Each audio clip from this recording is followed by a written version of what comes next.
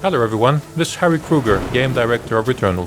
Hey everyone, this is Gregory Loudon, the Narrative Director. So today we're really pleased to be here to talk about the latest free expansion for Returnal called Ascension. Ascension contains two modes, one being the co-op and the other one being our new endless mode called the Tower of Sisyphus. Approaching the base of the tower. Can't see the summit, but detecting unusual energy readings from inside. The Tower of Sisyphus is our new endless mode, which is intended to provide some new secrets, some new narrative content, and a new endless challenge for players to sink their teeth into.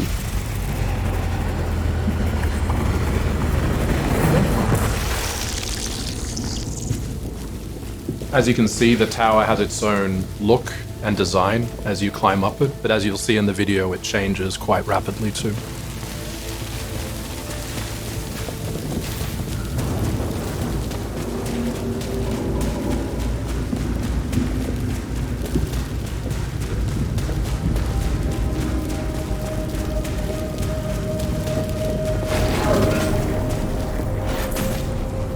Okay, we've arrived in the tower atrium. This is a place that you'll slowly see unlocks as you go through, cycle by cycle and climb by climb. It's where we deliver some story. And what you're seeing right now is basically connected to where Celine is in the story. So if you play this and you've finished Returnal, Celine will react a bit differently in subtle ways. So this is still quite early on in Celine's journey on Atropos.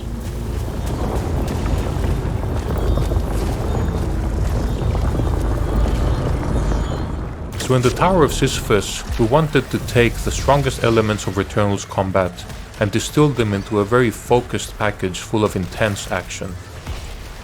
Similar to a lot of the endless modes we've made in the past, the Tower of Sisyphus also tracks your progress from room to room and phase to phase, and there's also a score that will measure your success in each run, and in order to get the best possible score you'll have a multiplier that you need to keep alive as well. This will be a very familiar element to players who have been accustomed with our previous games, and we felt this is a great way to add some depth and replayability to Returnal through a familiar package but with an entirely new twist. Yeah, when Harry talked to me about this expansion, I thought the idea of creating this infinite, sort of endless place where you could constantly climb was really great, and looking forward to you seeing more and more of it as you go ahead.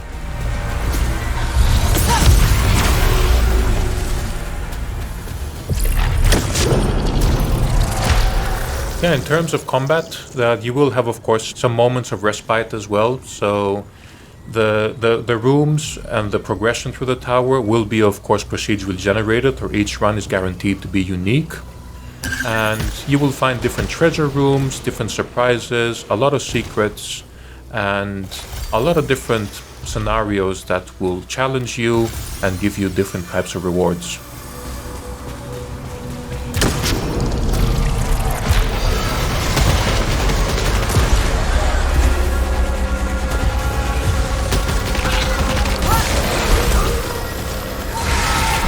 The structure of the tower is fairly straightforward. You advance to a new room, you have to dispatch the collection of enemies that appear, and once that's done, you have an opportunity to go to the translocator for the next level as fast as possible. Doing so will give you a significant bonus to your obolites and to your score multiplier. Yeah, as you could see, if you got there in time, whilst the translocator was glowing with obolites, you would have gotten a bonus. Oh, what happened here? Yeah, so that's an entirely new enemy that we have there as well. So if you do actually manage to chase that guy down and destroy it in time, it will open a portal to these bonus rooms. However, these rooms may have their own surprises. They won't always be favorable for the player, so there's a little bit of this risk-reward element associated with making that decision.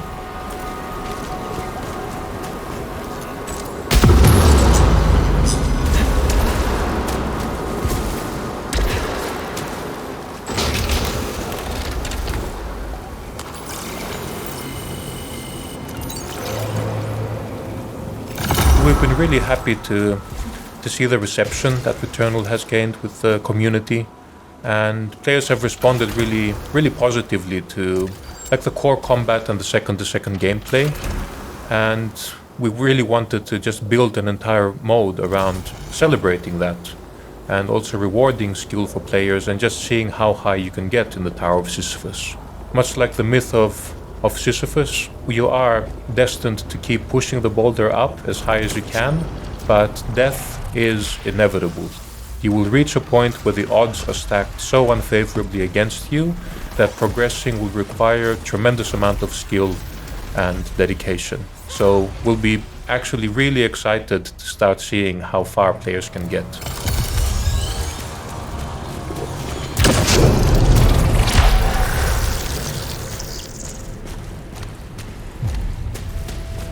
Here we're introducing a new weapon called the Disgorger. This is one of the many super weapons that you will find.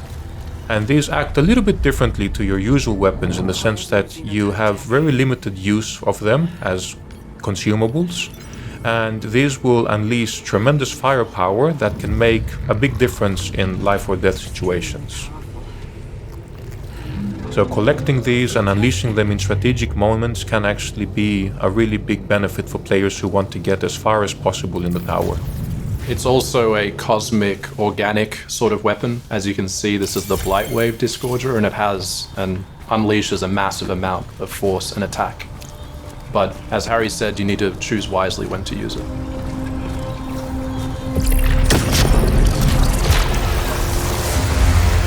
Yeah, and you can keep stacking these as you keep collecting them.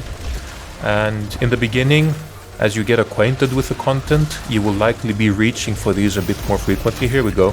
So here's a quick example of how these super weapons can really decimate your enemies. But you can stack these, and in the beginning you'll probably use them a bit earlier, but as you gain more skill in the mode and you gain access to more advanced phases, you might find yourself stacking them up and saving them for later phases where the odds will be significantly more stacked against you. So this looks quite a bit ominous actually. And there's some rewards stacked up here. So let's see what this all means for the player.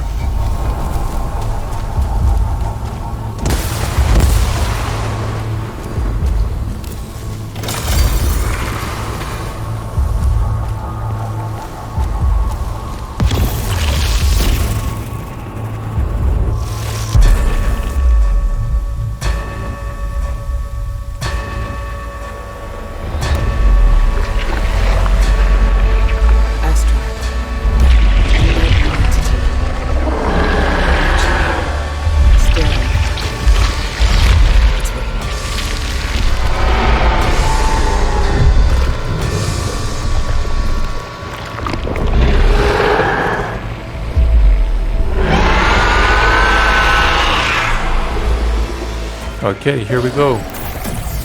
So Algos is actually the personification of pain, both physical and emotional in Greek mythology. And I guess just looking at the onslaught of bullet patterns and attacks, you can see why that was such a fitting name for this encounter. It was also a place for our VFX team, as you can see, to go wild with our tentacle technology and do something pretty special and completely simulated. Oh man, and once again, you can't see it now, but I have a huge smile on my face just looking at all the glorious bullet patterns, just feeling the playfield. Aside from, of course, the engaging challenge that they provide, I think they do create their own unique aesthetic that we're quite proud of being a central part of Returnal's unique identity.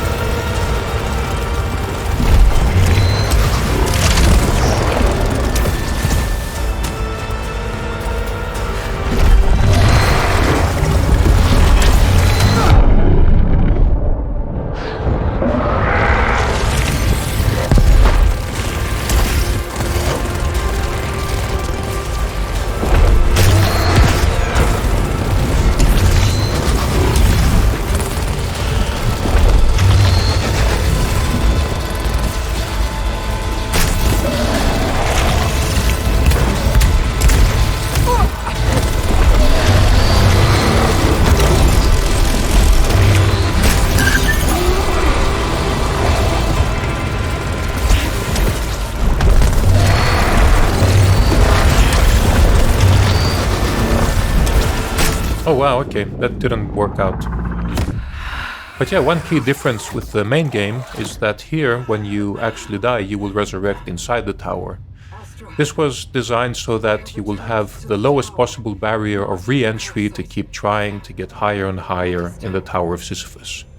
There on the right you could see the device. You can access that at any time to actually check out the leaderboards, which is where you can see your highest score and compete against friends and foes for the highest possible ranking. In Returnal, we had the house. In Tower of Sisyphus, we have a new space Celine can uncover by using the bed here in the atrium. Let's see what happens.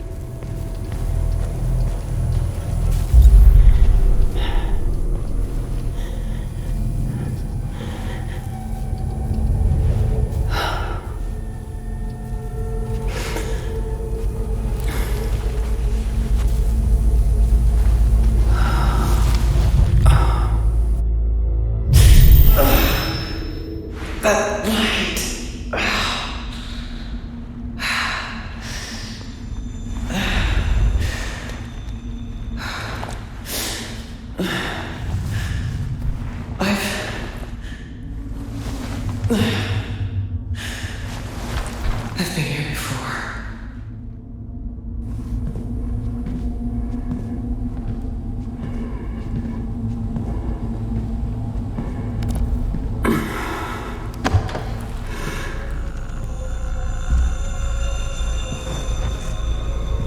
This corridor.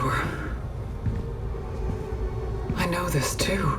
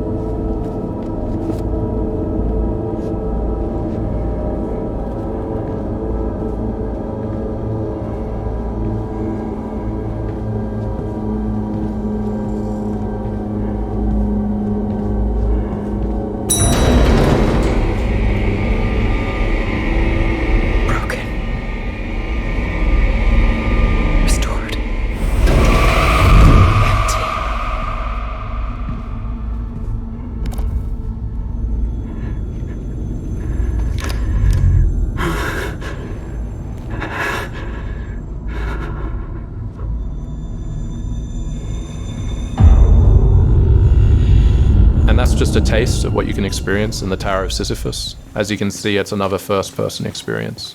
Unlike the house, though, you can return to the hospital once it is available and re-examine things and try to find the secrets within. We're just gonna jump ahead to show you a little bit of phase 2 as well. So this will happen after you've vanquished Algos.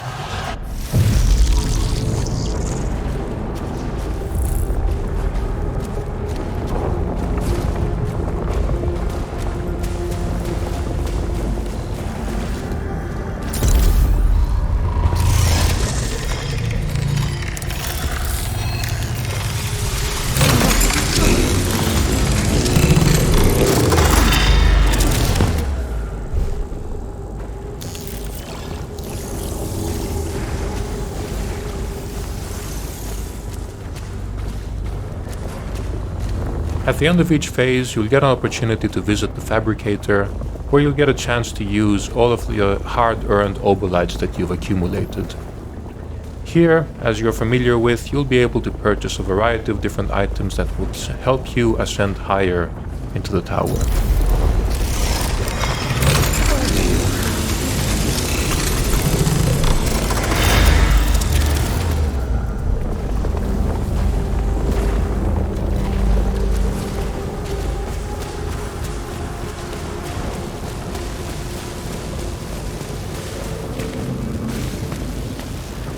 As you can see, the tower has evolved as you ascend as well, so it's not how it was at the beginning, but there is another phase that we will not show you. Is this still the tower?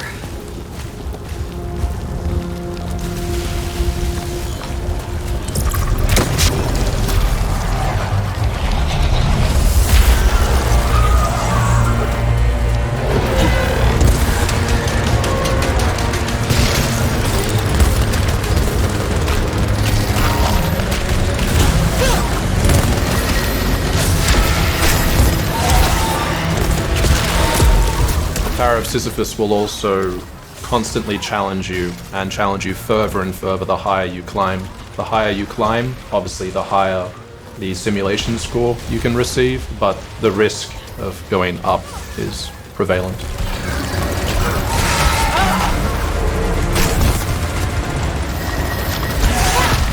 So the key to getting the best possible score is of course keeping your multiplier up.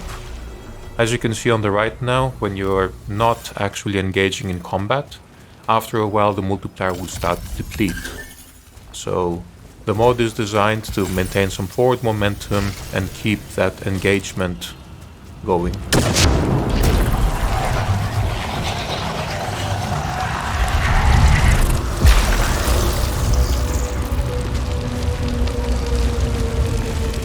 One of the new encounters that you'll have in the Tower of Sisyphus are these rooms where you will have these pre-charged fabricators where you have to choose one out of two options.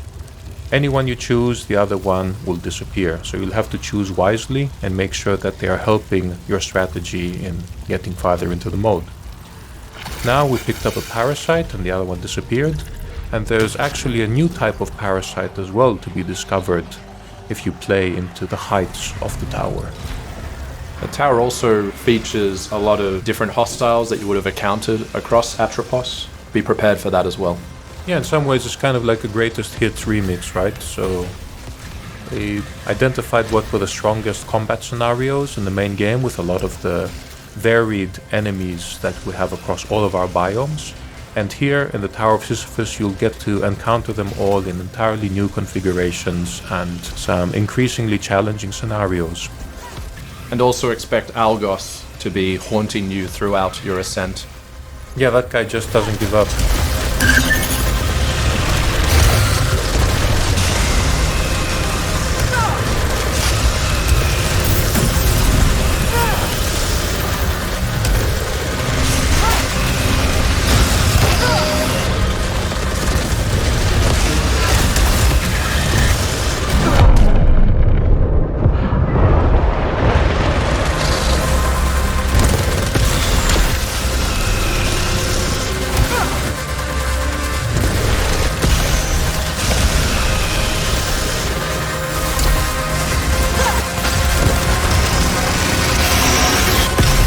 Oh man, that was a close one.